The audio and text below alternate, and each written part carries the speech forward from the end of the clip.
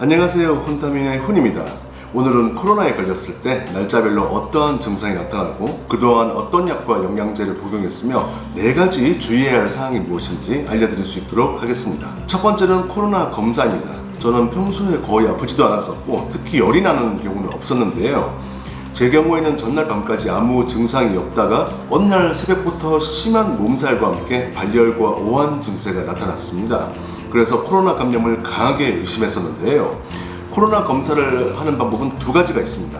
첫 번째는 자가진단 키트에서 2줄이 나오는 경우입니다. 이렇게 아주 희미하게 나오더라도 양성입니다. 이걸 보건소 등에 갖고 가셔서 PCR 검사를 통해 양성으로 확진을 받는 방법이 있습니다. 두 번째는 신속 항원 검사인데요. 검사를 진행하는 동네 근처의 병원에서 검사 후 15분 이내에 결과 확인이 가능합니다. 두 경우 모두 확진이 된다면 보건소나 병원에서 신고가 이루어지고 휴대폰으로 자가격리 안내를 받게 되는데요. PCR 검사의 경우 검체를 채취한 날짜를 기준으로 신속 항원 검사의 경우 검사한 날짜를 기준으로 그 기준일부터 1일차로 계산되어 7일차 밤 12시에 자가격리가 해제됩니다. 그런데 제 경우에는 증상이 나타난 첫날이 하필 일요일이었습니다. 그래서 월요일에 검사를 받느라 격리에 하루를 더 손해본 경우가 되었는데요.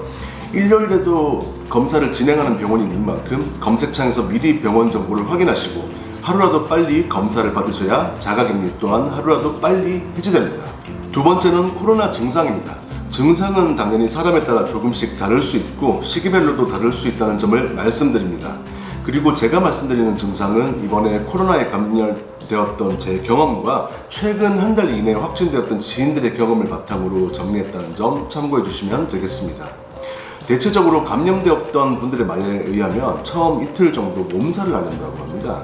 저는 첫날 몸살과 열이 심한 편이었고요. 둘째 날은 첫날보다는 조금 나아졌지만 여전히 몸살 증세가 심했었고 또 열이 나다가 해열제를 복용하면 식은땀을 마구 쏟는 증상을 반복했습니다. 열이 날 때는 겨울에 입던 후드티를 입었다가 열이 내리면 또 에어컨을 트는 상황이 벌어졌는데요. 첫날과 둘째 날에는 활동을 자제하고 온전히 회복에만 전념하시는 게 좋습니다. 사람에 따라서는 설사 증세가 나타나기도 하는데요. 이때까지는 후각이나 미각에 문제가 없고 입맛도 크게 떨어지진 않아서 밥을 먹는데 불편한 경우는 없었던 것 같습니다. 그런데 제 경우에는 3일차 오후부터 코와 목이 안 좋아지는 증상이 나타났는데요. 코가 막힐 정도로 불편하거나 목이 붓고 심하게 아픈 분도 있다고 하는데 제 경우에는 비염 증세가 특히 심했었고 목이 마르는 증상이 나타났습니다. 3일차와 4일차에는 코와 목이 건조하고 불편했었는데요. 후각이나 미각이 상실된 정도는 아니었지만 음식 맛이 조금씩 이상하게 느껴지기 시작하고 물을 많이 마시게 되었습니다. 문제는 5일차에서 발생했습니다. 5일차 새벽부터 냄새를 전혀 맡을 수 없었어요. 후각이 상실된 겁니다. 짠맛이라든지 미각은 어느 정도 남아있었는데 음식의 향을 전혀 느낄 수 없어서 한 번에 입맛을 잃어버렸습니다. 향수를 코에 갖다 대도 향을 느낄 수 없었고요. 아주 약하게 향을 느끼기 시작한 때는 숫자로 표현하자면 100점 만점에 한 5점 정도? 그게 8일차 밤이었으니까 3일 반가량은 냄새를 전혀 맡을 수 없었다. 후각이 0이었다고 표현할 수 있겠습니다. 증상을 정리하자면 코로나 증상이 처음 시작된 날을 1일차라고 했을 때 1일차와 2일차에는 몸살이 심하다. 일상생활과 간단한 거동도 힘들 수 있다. 3일차와 4일차에는 몸살은 호전되고 일상생활은 가능하지만 몸의 활력은 떨어지고 여전히 피곤하다. 그리고 코와 목 증상이 나빠질 수 있다. 5일차부터는 후각을 상실할 수 있고 그래서 입맛을 잃어버릴 수 있다. 이렇게 요약할 수 있겠습니다. 후각이 완전한 상태를 100이라고 할 때 저는 8일차 밤부터 조금씩 나아져서 하루에 3에서 5 정도 회복되는 느낌이었는데요. 그래서 자가격리가 해제된 이후에도 몸이 피곤하다거나 힘이 없다거나 냄새를 맡을 수 없는 등의 후유증으로 보통 2주에서 한 달 정도는 힘들다고 합니다. 다만 제 지인 한 분의 경우에는 6개월이 지난 지금까지 후각이 완전하지 않아서 냄새를 맡는데 어려움이 많다고 하네요. 사람마다 차이가 클 수 있으니까 후유증에도 관심을 가지셔야겠습니다. 세 번째는 제가 복용한 약과 영양제입니다. 저는 병원에서 신속 항원 검사로 확진되고 5가지 약을 처방받았습니다. 하나는 진통 해열제인데요. 일반적으로 타이레놀이라고 하죠.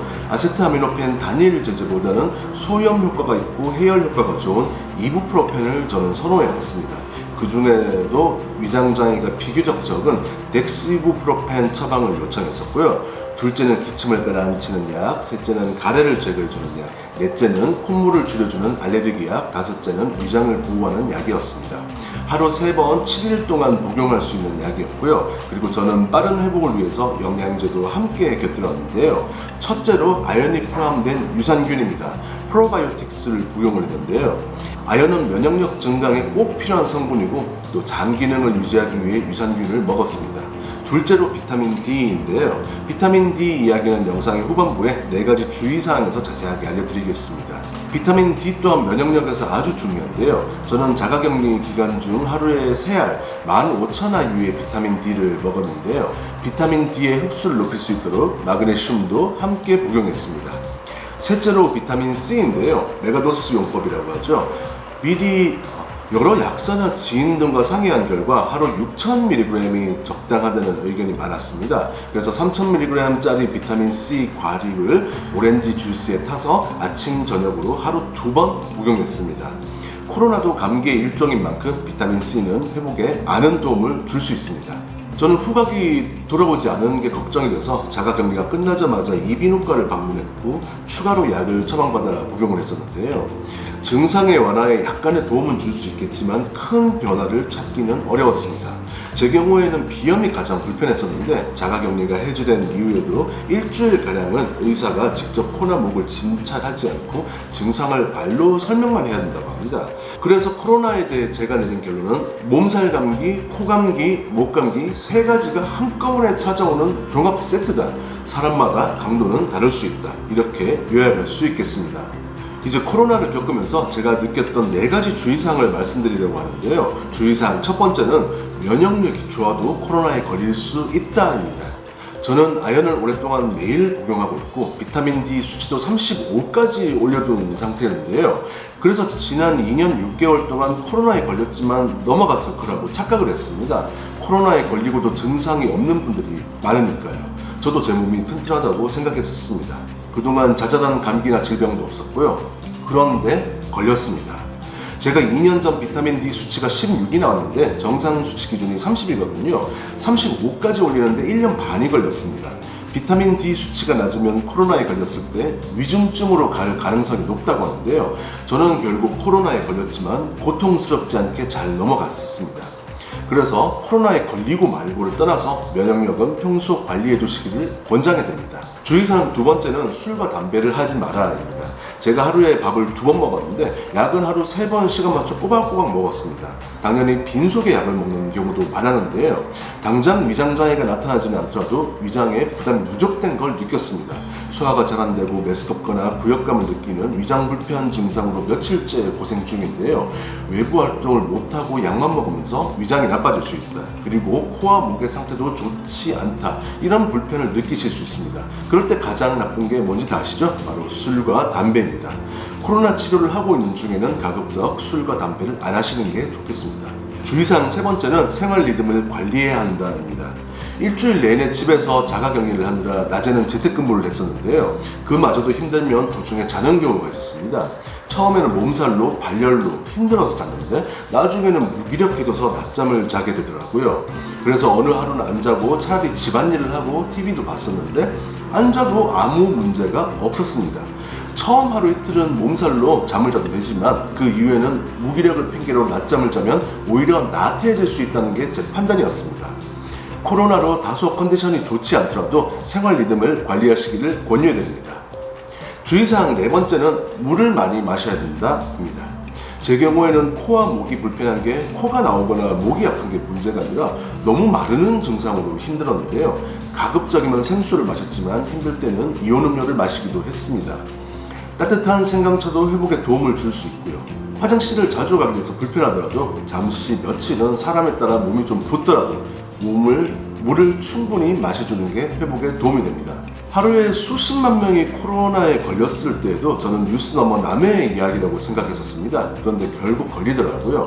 아직도 후각이 제대로 돌아오지 않아서 서로 다른 음식을 먹으며 자극하고 또 서로 다른 향을 맡으며 회복에 전념하고 있습니다. 하지만 이 지저분한 종합 감기인 코로나도 효과적인 관리로 빠르게 이겨낼 수 있습니다.